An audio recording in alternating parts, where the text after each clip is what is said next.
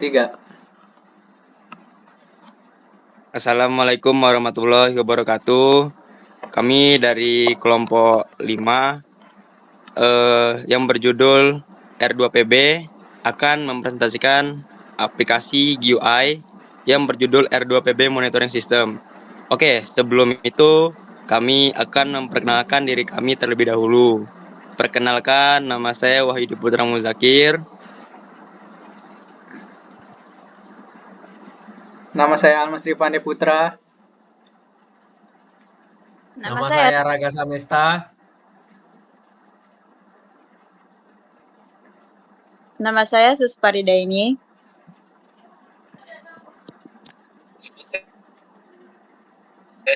Nama saya Zedan Maulana Putra. Nama saya Ivan Setiawan. Dan saya David Tirtamaya. Baik, aplikasi R2PB Monitoring System ini merupakan sebuah dashboard graphical user interface GUI yang dibangun menggunakan pustaka antarmuka Python atau Tkinter untuk memantau dan mengendalikan robot pencari buku perpustakaan berbasis microcontroller ESP32. Oke, saat aplikasi dijalankan, tata letak visual terbagi menjadi 4 area struktural utama. Yang pertama, header di atas, lalu panel kiri, panel tengah, panel kanan, serta footer di bagian bawah. Di bagian header terdapat indikator LED di kiri atas yang mempresentasikan status robot melalui perubahan warna, dimulai dari hijau untuk standby, biru saat bergerak, kuning saat menunggu respon. Lalu di kanan header terdapat jam real time serta label status konektivitas yang menunjukkan alamat IP ESP32 192.168.4.1. Di balik layar backend, untuk memastikan antarmuka tetap responsif, sistem backend menjalankan asynchronous engine loop seperti engine loop dan LED blink loop. Sistem ini secara iteratif memperbarui status waktu, melakukan interpolasi data pergerakan, dan menjalankan polling tanpa memblokir atau membekukan interaksi pengguna atau non-blocking proses pada layar antarmuka utama. Baik. Oke, pada panel kiri atas berjudul Dual Power Monitor, panel ini merender kondisi dua sumber daya operasional robot secara terpisah, membedakan sirkuit kontrol dan sirkuit penggerak.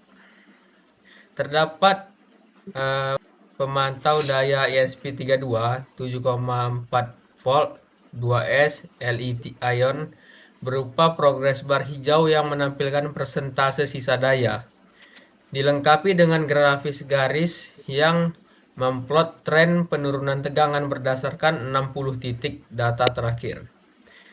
Hal yang sama berlaku pada sirkuit motor 14,8 volt 4S Li ion yang divaluasikan dengan warna biru di bawahnya.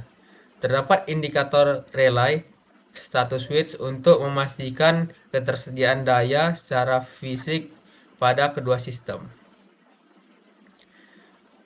Lalu dari sisi pengelolaan data, algoritma backend secara dinamis menghitung tingkat konsumsi daya berdasarkan kalkulasi state aktivitas robot. Jika robot bergerak, sistem akan mendevaluasi persentase baterai motor dan mikrokontroler dengan laju yang proporsional. Modul ini juga dilengkapi logika deteksi ambang batas threshold trigger. Ketika kapasitas terdeteksi di bawah parameter kritis yaitu 20% atau 10%, sistem backend secara otomatis menginjeksi perintah warning ke sistem pencatatan log utama. Oke, itu saja.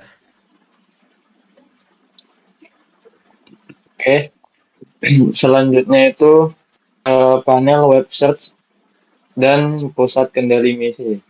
Nah, di bawah monitor daya terdapat antarmuka web search dan mission dispatch sebagai pusat kendali pencarian. Terdapat kolom input teks untuk mencari judul buku, Begitu buku ditemukan, sistem menampilkan judul dan target lokasi rak.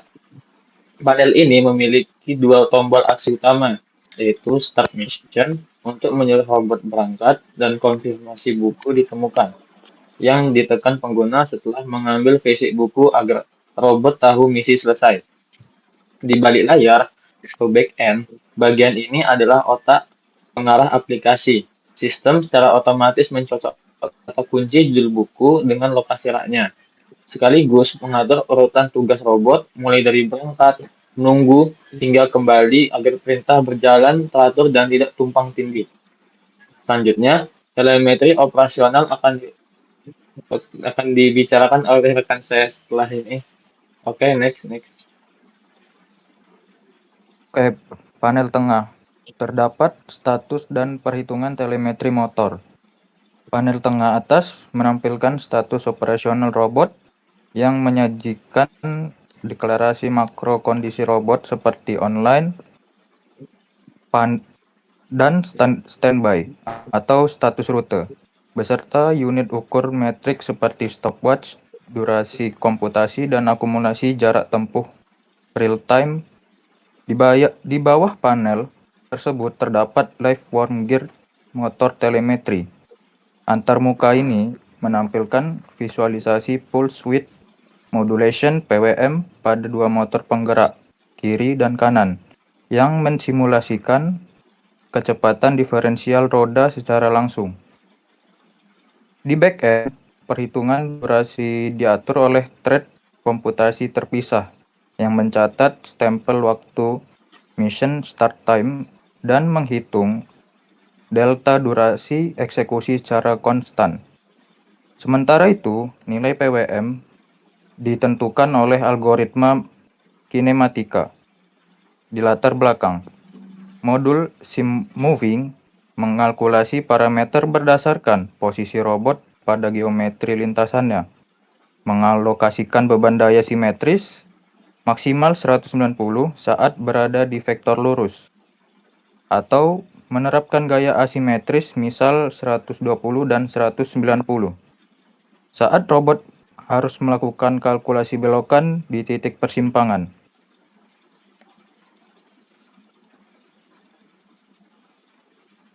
Baik, selanjutnya bagian panel tengah yang sensor garis dan bagian panel API.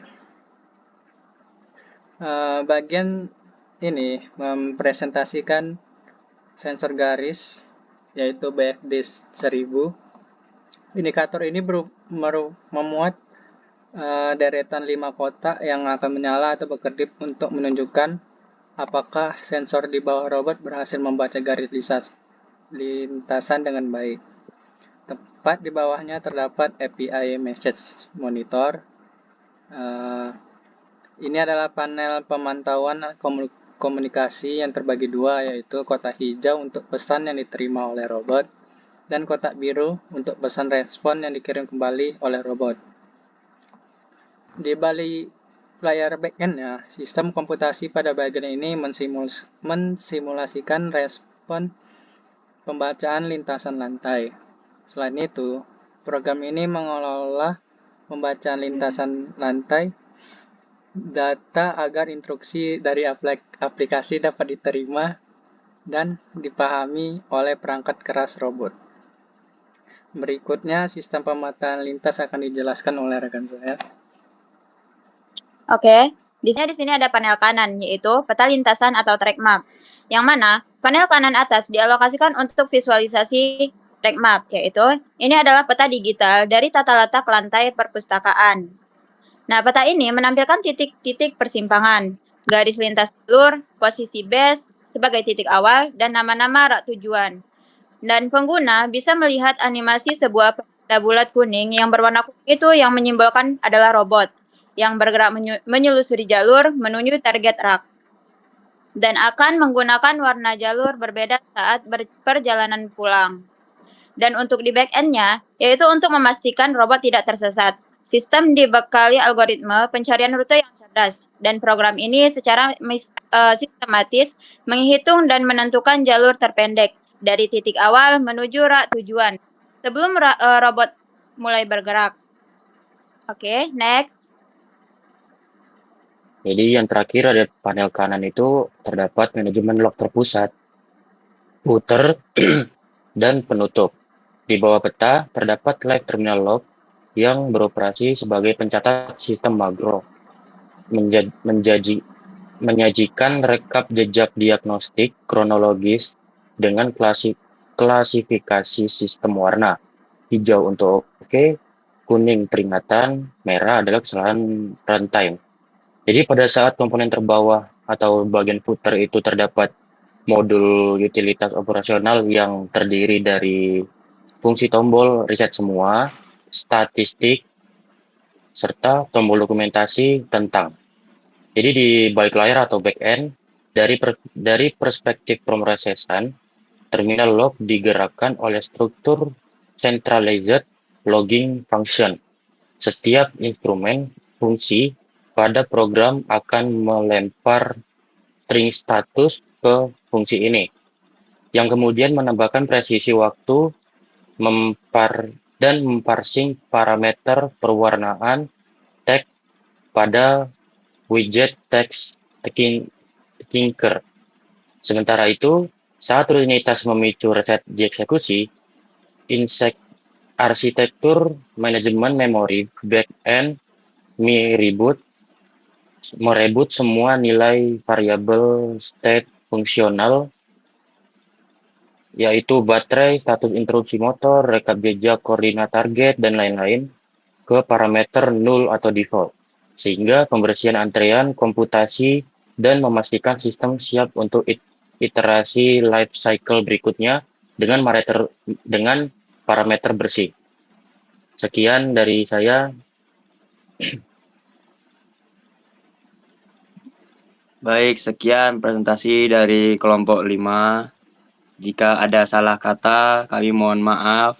Wabillahi taufiq wal hidayah. Wassalamualaikum warahmatullahi wabarakatuh. Waalaikumsalam warahmatullahi wabarakatuh. Gila ngapain?